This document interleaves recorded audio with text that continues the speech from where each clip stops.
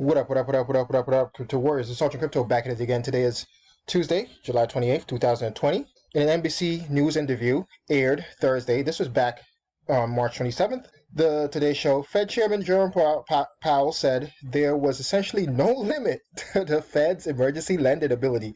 We can continue to make loans, and the point of all that is to support the flow of credit in the economy to households and businesses, he said. This is back in March 27th. It's kind of relevant. It's going to be relevant like forever because they're continuing to print endless amount of cash. Let's get into it.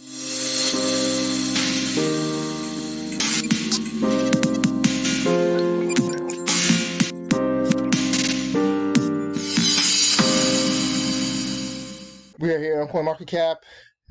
Bitcoin has cooled down a lot since yesterday, or since even this morning. We've pulled back a little bit, and XRP is up 5%. So all you bag holders out there for XRP, congrats. I have a small sack, not a big bag. And yeah, pretty much trading sideways right now, kind of cooling down the market is. All right, next, let's talk about the second stimulus check. Maybe, so the rumors are that maybe the fact that there's going to be a second stimulus check, that's what caused that big pump over the weekend, and especially since yesterday and all that good stuff. So who knows? This is crypto. Do you care what causes the big pump? I don't, because again, this is crypto. If you had used your stimulus check to buy Bitcoin, the whole $1,200, you, as of right now, or as of yesterday, the 27th, you would be up about 62%. So that $1,200 would have turned into $1,948. If you had been receiving $600 weekly as a bonus, not a bonus, but the unemployment benefits along with using your stimulus check, you would have had 1.2 Bitcoin right now and been up $13,200. This is the Twitter handle, Bitcoin Stimulus, at Bitcoin Stimulus. Give them a follow. The dead dollar. Love this meme right here. Next, coming out of Decrypt, they're saying that China's influencers are bullish on Bitcoin, on the Bitcoin rally.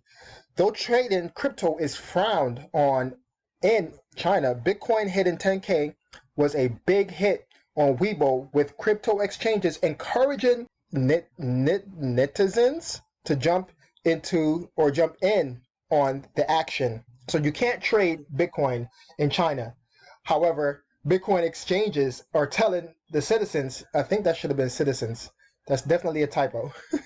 There's the citizens of China to jump in on this Bitcoin rally. And here it is. The bull run crypto market has extended in China. Online influencers hired by crypto exchanges are encouraging customers to get in on the action with as little as 10 renminbi.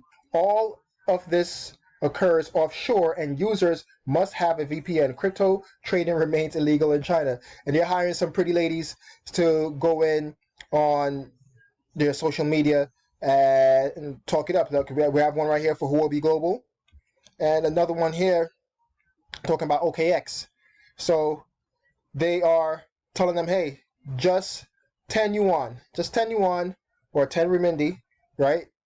Get in on this Bitcoin pump, save your currency, or not save your currency, but save your wealth by getting Bitcoin, is what they're ultimately saying here. And the reason is, one of the big reasons is this right here. Chinese are panicking about their banks collapsing after social media rumors. So social media must be a big thing over there. I don't live there, so I don't know. But we know, I do hear of WeChat and all that stuff, right?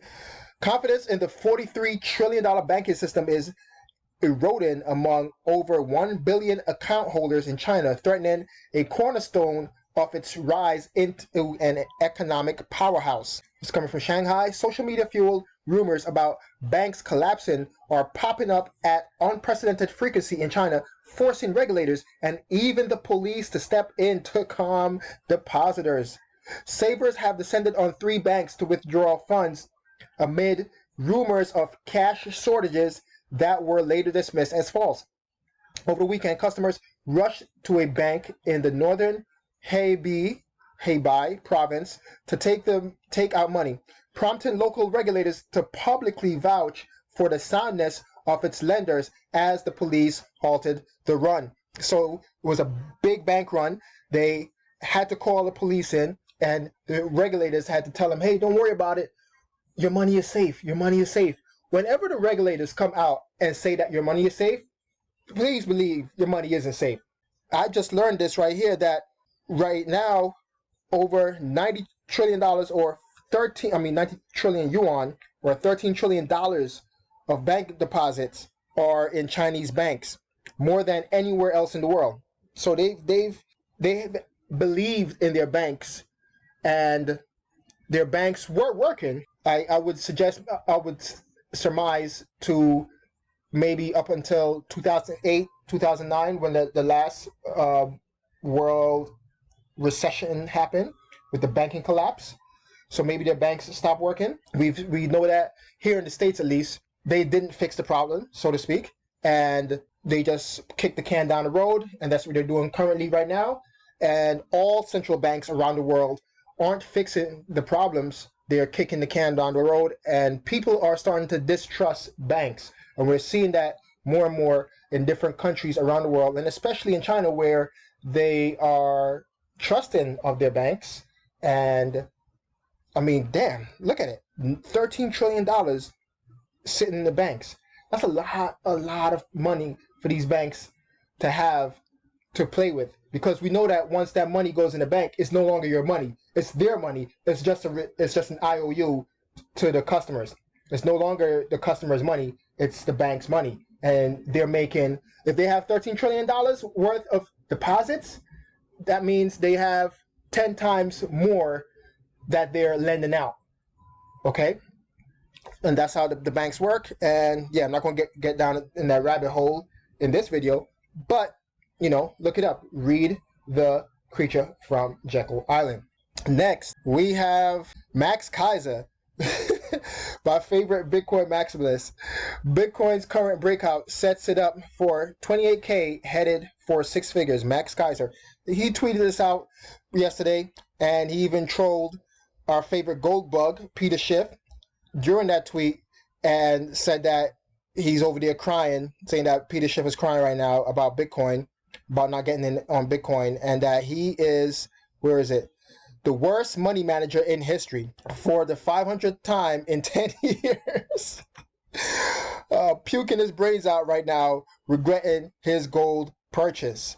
And Max Keiser, he's not against gold. It's just the fact that he's been telling Peter Schiff about Bitcoin since Bitcoin was $1, $10, $100, $1,000, and all the way to up to 20,000 and back down again, and we're going back up again.